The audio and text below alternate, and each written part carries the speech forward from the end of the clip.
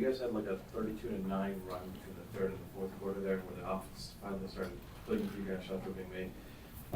Was it as simple as the shots were being made, or what did you see it kind of change for you guys in that third? Yeah, I think a combination of both. You know, shots being made. I thought James really got going to help us propel us to the win. But I thought we figured out the zone and how we wanted to attack it. You know, we talked about it the last 2 days, and then we got some good shots in that first half, but we still were kind of slow and kind of stagnant at getting them. And I thought in that second half we really did a good job of just locking into how we wanted to execute against that zone, and we was able to really get some good shots, and like you said, knock down the shots as well. We didn't see Terrence play today. I'm wondering what was kind of the thinking with him. And did you have a conversation with him before the game about Yeah, that? I had a conversation with him before the game. What was the thinking? You kind of changed the rotation a bit. I just wanted to see something. With the 4 days off since you guys last played and everything that's going on, how much that contribute to the slow start for you guys, do you think? It could have had a lot to do with it, but as well as the zone. I thought the zone slowed us down and made us stagnant. We didn't make quick decisions early on in the game, and so we kind of got stagnant.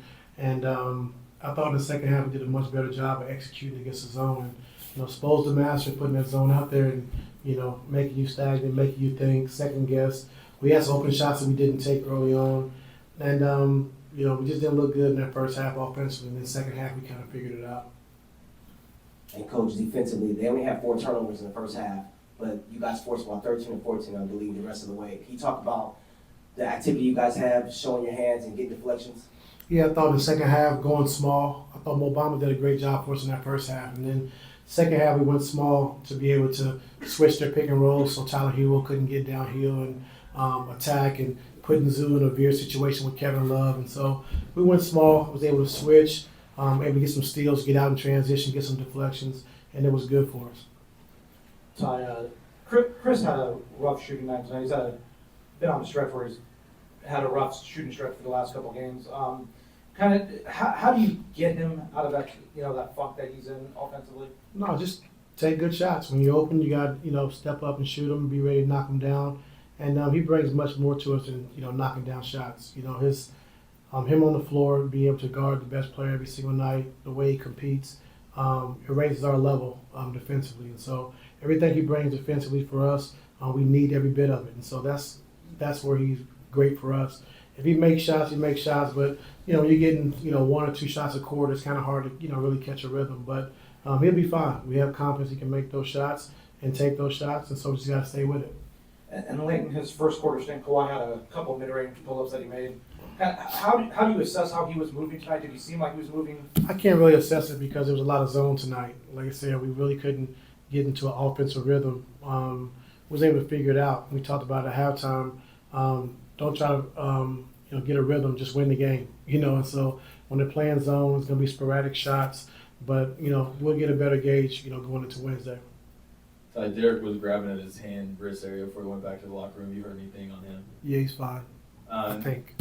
He's saying he can go back into the game, so we'll see tomorrow how he feels. And then with Kawhi, you've been keeping him right around 20. Is there a certain amount of games at 20 he needs to have before that gets bumped up? I think so. Do you know what that is? No. Okay. You forgot? I can't remember. Okay. You're right. Trying to have another Kawhi question.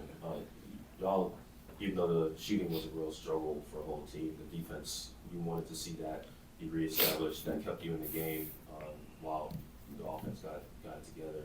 How did Kawhi kind of play a role in keeping that defense maintained until the shots came around? I thought he did a good job.